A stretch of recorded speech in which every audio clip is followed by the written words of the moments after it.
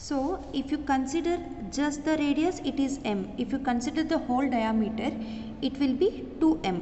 So we are considering the diameter of open sphere SM. Okay. Now I can write this as x minus x naught belongs to S2m. Right? So this is nothing but T of x minus x naught belongs to T of S2m. What is T of x minus x naught? It is y. So I can write that y belongs to T of S2m. Initially we have taken the point y and it belongs to T of Sm minus y naught, and here I am proving that y belongs to T of S2m. From these two I can conclude that T of Sm minus y naught is a subset of T of S2m, right?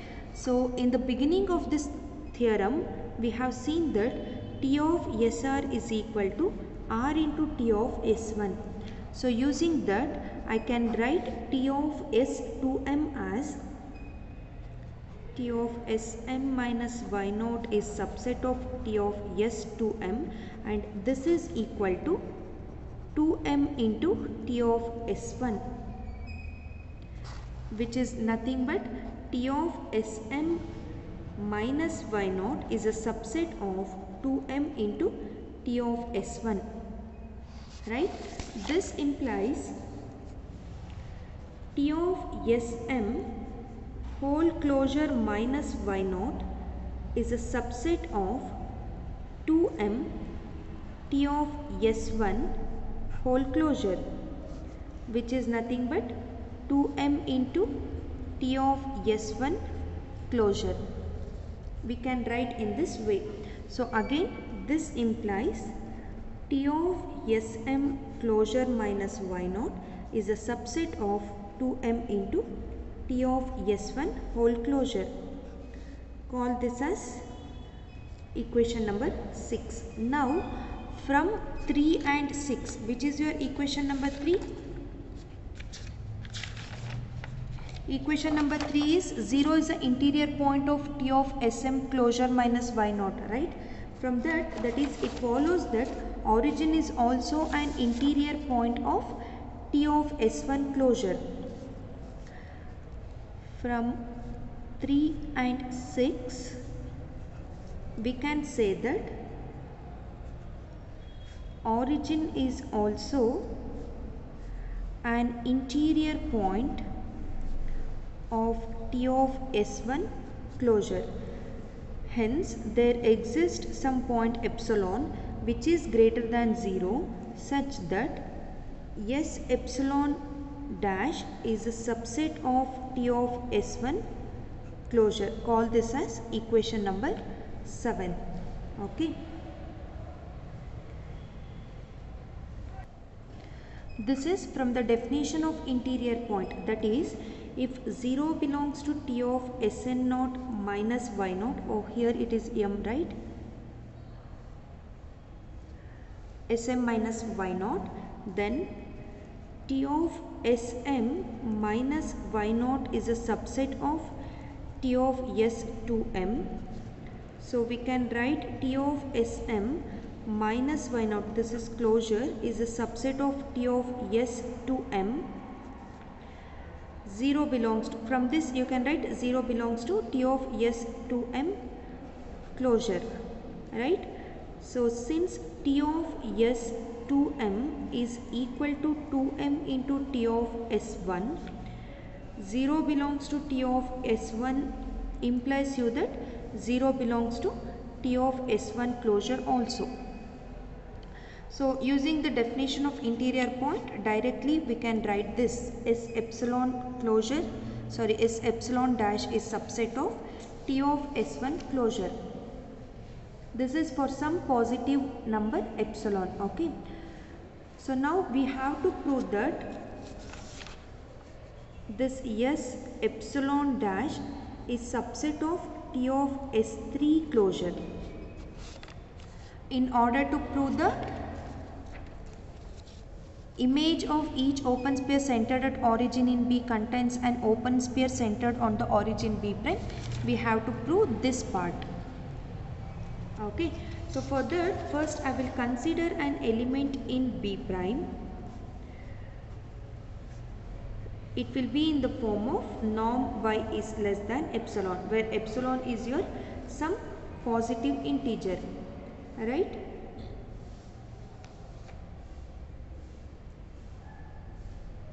So from 7, this is 7, right? From 7 we can write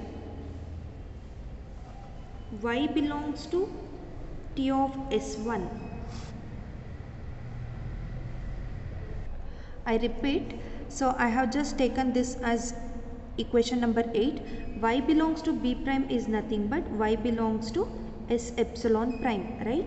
So y belongs to S epsilon prime be some arbitrary and norm y is less than epsilon. Now using your equation number 7, we can write that y belongs to T of S1. So since y is in T of S1, then there exists a vector say x1 in B and the norm x1 will be less than 1. That is,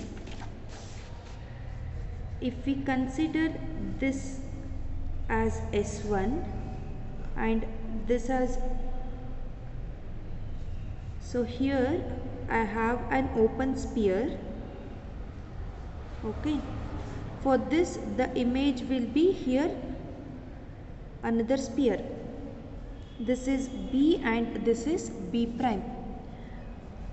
Okay, for this we have image here. So if this is S1, obviously the image is T of S1. Similarly, if I consider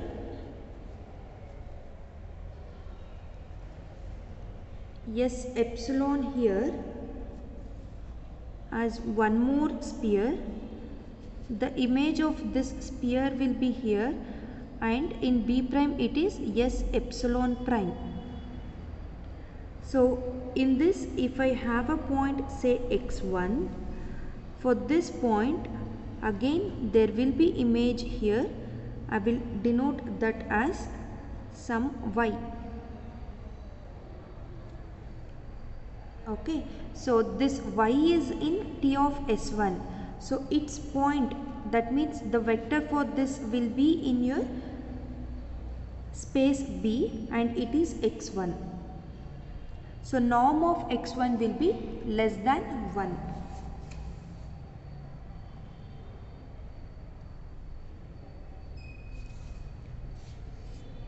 So from this we can write norm y minus y1 is less than epsilon by 2 whenever y1 is also equal to T of x1. So y is the T of x1 is the image of y1, right? So you can observe y is in T of S1. Similarly, y1 will be in T of x1.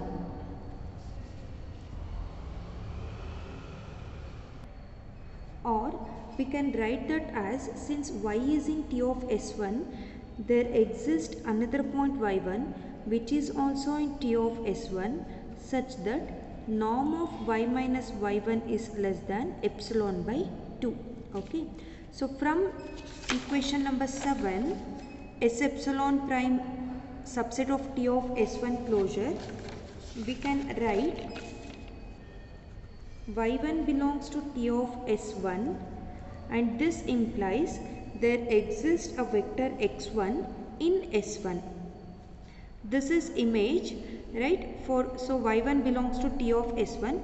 So obviously if I consider the vector x1, it will be in S1 such that y1 is equal to T of x1 and this norm x1 will be less than 1 over 2 power 0.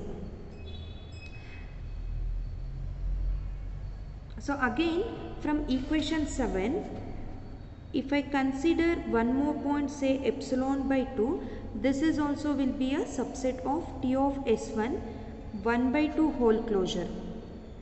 right? Here the radius is 1 by 2.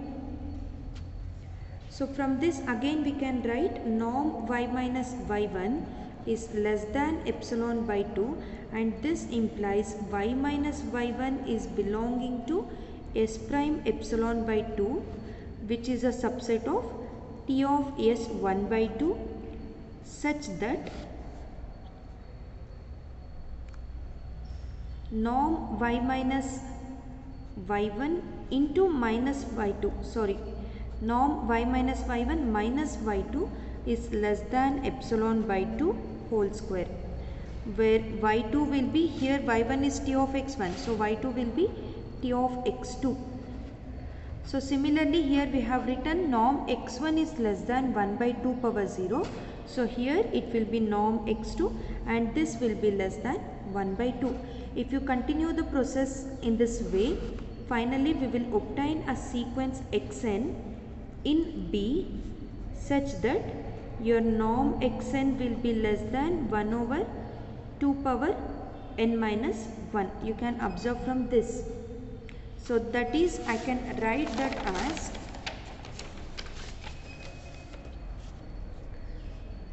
norm y minus y1 plus y2 plus so on up to yn will be less than 1 over 2 power n. Call this as equality number 9 and this as equality number 10. Okay, here what is yn? Yn is nothing but t of xn. So we can write Sn as summation I is equal to 1 to n xi. I will stop here.